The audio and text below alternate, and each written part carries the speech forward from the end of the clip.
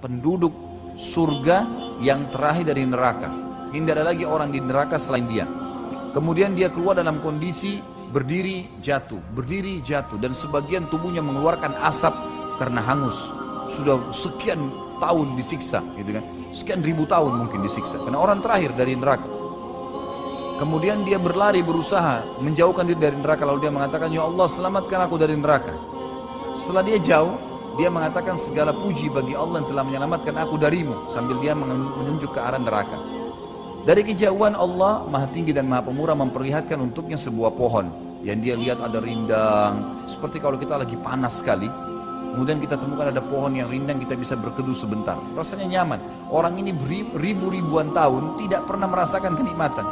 Karena memang kenapa saya katakan ribuan tahun, ada firman Allah kan yang berbunyi a'udzubillahi minasyaitonirrajim, yauma inda rabbika ka'alfi sanati mimma ta'uddun. Artinya kita hitung waktu dunia, kata Allah, satu hari di waktu akhirat sama dengan 1000 tahun waktu kalian di dunia. Jadi memang kalau di satu hari waktu akhirat masuk ke neraka berarti 1000 tahun. Dan ini orang paling terakhir yang paling banyak dosanya. Maka dia berkata, ya Allah sampaikan aku ke pohon itu, karena dia tidak pernah lihat pohon yang bisa melindungi dia, menaungi dia dari siksaan ke siksaan 24 jam kalau waktu dunia. Maksudnya full dalam semua waktu yang dia akan pakai nanti di akhirat, semuanya siksaan. Enggak ada kematian, hangus, belang, bolong badannya, isi perutnya keluar, enggak mati, gitu kan? Semuanya. Maka dia merasa ini nikmat yang luar biasa, ya Allah sampaikan aku ke pohon itu. Lalu Allah Subhanahu wa taala berfirman padanya, apakah kau akan minta yang lain? Dia bilang tidak ya Allah, pohon itu saja. Lalu Allah sampaikan dia ke pohon itu, dia merasakan nikmatnya. Kemudian Nabi SAW mengatakan dia menganggap dia orang yang paling besar nikmatnya Allah padanya. Karena ini orang paling terakhir masuk surga. Orang semua sudah di surga gitu. Jadi saya sarankan jangan jadi orang ini gitu. Jadi orang yang dari awal masuk surga tanpa hisab, dan bisa kalau mau. Asal mau ya. Karena banyak orang yang tidak mau tentu. Kemudian kata Nabi SAW, Allah setelah dia puas dengan naungan pohon itu memberikan kepada dia pohon lebih besar. Ada buah-buahannya, ada airnya. Lalu kemudian dia pun meminta, dia mau minta sama Allah, dia malu, tapi dia tergoda melihat buah-buahan. Ini tadi cuma pohon, ini ada buah, ada air.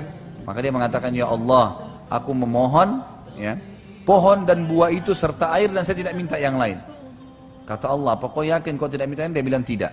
Maka Allah pun menyampaikan di pohon tersebut, dia makan, dia nikmatin airnya segala macam, dan dia menganggap dia orang yang paling besar nikmat Allah padanya.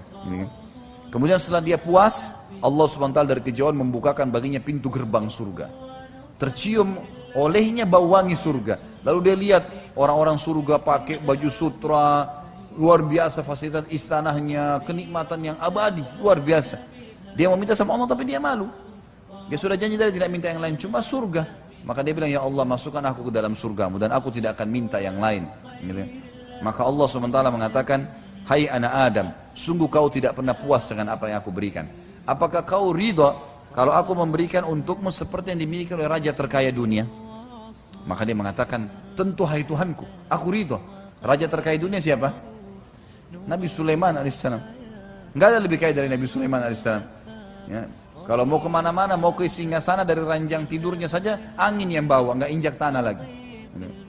Alaihissalam, luar biasa kelebihannya. Istananya dari kaca, segala macam jin semuanya bisa tunduk dengan dia. Hewan-hewan bisa ngerti bahasanya.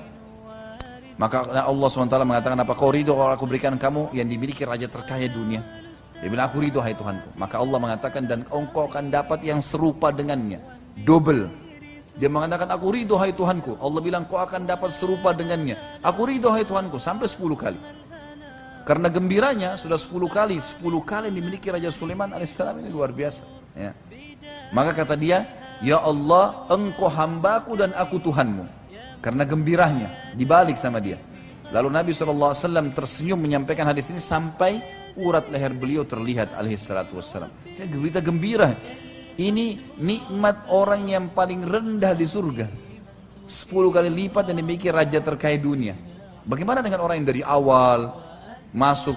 Bagaimana orang yang masuk surga tanpa hisab, yang surga Firdaus yang luar biasa? Makanya kata Nabi SAW, nggak ada orang yang masuk surga dengan amalnya. Amal hanya menentukan derajat, tapi dengan rahmat Allah. Termasuk anda ya Rasulullah, termasuk saya. Kalau bukan karena Allah menyelimuti saya dengan rahmatnya, maka tentu juga tidak bisa dapat. Semua masuk dengan rahmatnya Allah. Dan kata Nabi SAW dalam hadis lain, kalau kalian minta surga, mintalah Firdaus, karena dia tempat tertinggi di surga. Kita mungkin tidak bisa mengukur amal kita yang sedikit dengan surga Firdaus, tapi rahmatnya Allah. Ngerengek sama Allah Subhanahu wa ta'ala. Ya Allah, surga Firdaus, ya Allah, Allah maha penyayang, maha pendengar. Tinggal minta saja, dikasih. Jadi jangan mau masuk surga pas-pasan, masuk surga yang luar biasa, sekalian minta, gitu kan. Walaupun sebenarnya orang yang paling rendah di surga seperti